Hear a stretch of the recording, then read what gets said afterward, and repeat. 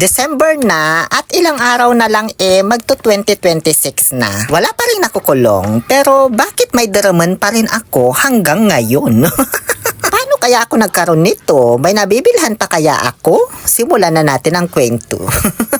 Ayan, gusto nyong cooking vlog, diba? Heto, lubos-lubusin na natin man. Kasi sa susunod puro event-event na naman yung mga i-upload ko.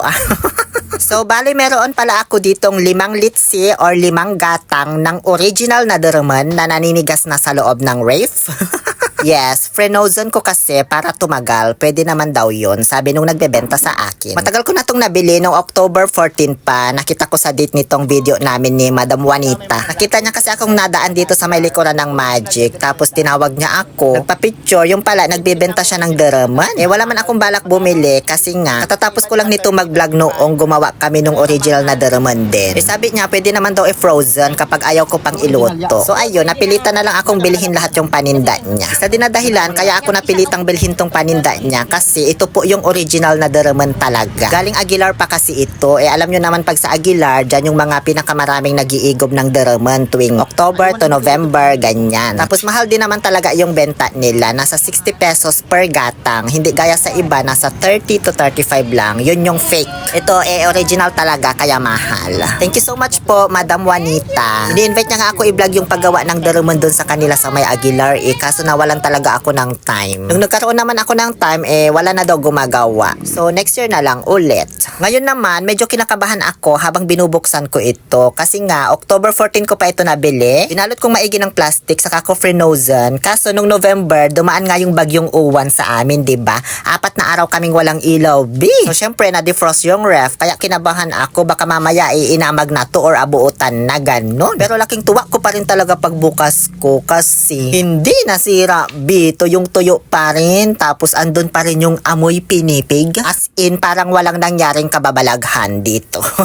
78 times ko pa talagang inamoy yan para masiguradong hindi talaga nasira. So, dahil nga sa successful yung pag-frozen natin dito sa pinipig, tara na, bibili na tayo ng niyog na baog. Kuya, ako na lang magtuloy ng pagbubunot niyan sa bahay. Bawasan mo na lang ng 5 piso, ha? Kaya ayan, ako na nagtuloy dito sa bahay namin. Diyos ko, pati pagbubunot kailan pa ipakita man. Bale, itong 2 pirasong niyog na binili ko ay yung pambukayo. Hindi yung panggata ha, pero lalagyan pa rin natin yun ng gata. Andyan na yung gata napiga ko na doon sa may maliit na mangkok. Di ko lang pinakita. Ngayon, bago natin kayurin itong niyog na pambukayo, ibabad ko pala muna sa tubig itong daraman para lumambot na. Pwede ring hugasan ng konti pero wag nyong lamasin ha, kasi mawawala kulay at amoy niyan, sinasabi ko sa inyo. Ngayon, habang nakababad na sa presensya mo itong daraman, gagawa muna ako ng lamaw. Kasi sayang din tong nakuha kong tabol ng buko. Kaya timplahan ko na lang muna para mas sumarap kapag ininom na. Saglit na lang naman lutuin yung daraman na yan. Kaya pahabain muna natin tong video. Kasi di naman na natin pinakita yung pagsusunog at pagbabayo niyan, diba? So ayan, nilagyan ko lang ng konting kinayod-kayod na niyog, yung nakuha nating buko juice para lang may mga buo-buo kang makakagat, ganon. Tapos nilagyan ko ng Milo everyday, mga 300 scoops, and then asukal, also known as Nutella granules. Yun lang naman, sobrang sarap na yan, B. Para naman may twist yung pag-inom natin ng buko juice, no? Very common na kasi yung plain buko juice lang, diba? Pwede rin daw ito lagyan ng dinurog na skyflake, sabi nila. Tsaka pula ng itlog na hilaw. Totoo, di ako nagbibero. Syempre, mas masarap to kapag malamig. Kaya ayan, nilagyan ko ng yelo kahit lumupuan na. Diba? Syunga-syunga lang. Ganyan talaga, tinatapon yan. Nabala patuloy ako magpunas ng lamesa. Ngayon, tapos ko na rin kayurin lahat nitong mga bowl ko. So, ready na lahat ng mga sangkap na gagamitin. Kaya, sisimulan na natin ang pagluluto. Ang sarap nitong lamaw Kauuring ulit na kawali ang gamit natin. Kailangan kasi yung medyo malaki-laki na kawali kasi maalsa ang daraman kapag niluto na. Ang gagawin pala natin na luto dito sa daraman ay yung inlubi na tinatawag nila. Yung para mo siyang ibibiko, ganon. Hindi na kasi recommended na gawin dito yung may yelo na binabad sa gata kasi hindi na ganon ka-fresh itong daraman natin. Masarap yun kapag bagong bayo lang yung daraman So, bali nagpakulo lang ako sa kawali ng gato salvaje. Dinagdagan ko ng 1 paketing koko ni mama kasi parang konti lang yung napiga ko. Di na kasi ako masyadong marunong pumiga ngayon man Tapos nilagyan ko na rin ng white sugar. Ayaw ko na maglagay ng brown sugar kasi color gray yung daraman, diba? Baka magbago na naman yung kulay Mamroblema na naman ako niyan, Diyos ko.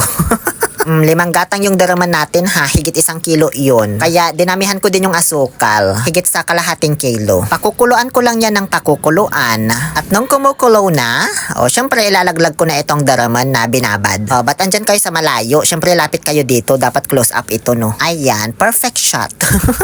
Inabsorb na niya pala lahat nung nilagay kong tubig kanina. Actually, kunti lang naman talaga yun kasi maliit lang itong lagayan na pinagbabaran natin. Huwag kayo mag-worry kung marami yung gata kasi i-absorb niya pa yan. Di man kasi masyadong nababad yung daraman natin. Tapos sa totoo lang, ayaw ko din naman talaga yung inlubin na dry. Yung bang parang biko or bibingka na yung kinalabasan tapos sinuserve siya na ini-slice-slice. Mas gusto ko sa inlubi yung kinukutsara ko siya habang kinakain. Parang sa ginataang bonggo ganon. Ayan nga medyo naging firm na kasi na-absorb na niya yung gata salvahe. Malapit na tong maluto kasi natututong na yung sa ilalim. Kaya ilalaglag ko na itong pinakahuling sangkap, ang kinayod-kayod na niyog na baog. Parang ang dami nitong niyog na nakayod ko. Dapat yata 1 piraso lang binili ko. Parang mas marami tuloy yung niyog kesa dun sa daraman. Pero kaya na yan, at least may mga buo-buo kang makakagat, diba, na puti-puti pa. Gusto ko rin kasi talaga yung may mga buo-buo habang inunguya ko, ganun. Pinahimasmasan ko lang yan ng konti habang tuloy lang sa paghahalo. Medyo nakakangalay din pala ito, ha? Tapos nung tinikman ko, sakto naman na yung tamis sa panlasa ko. Ewan ko lang sa panlasa ng iba. Nakakain, pero wala man akong pakialam. Pasalamat nga kayo, nilutuan pa kayo eh. Charot. Kaya, okay na to. Luto na ang ating inlubin daraman. Huwag na kayo matakam-takam dyan kaya mahirap na makahanap nito ngayon, December na. Next year na lang ulit around September, October, November, ganyan. Kaya nga ninamnam ko na rin maigi yung pagkain ko nito Kasi mamimiss ko talaga yung lasa nito. Next year ko na ulit siya matitikman. And as always, ayan, nagsukat-sukat na naman ako sa tab kasi may mga followers akong bibigyan na naman. Syempre, hindi naman lahat mabibigyan ko Paano magkakasya to sa inyong lahat man?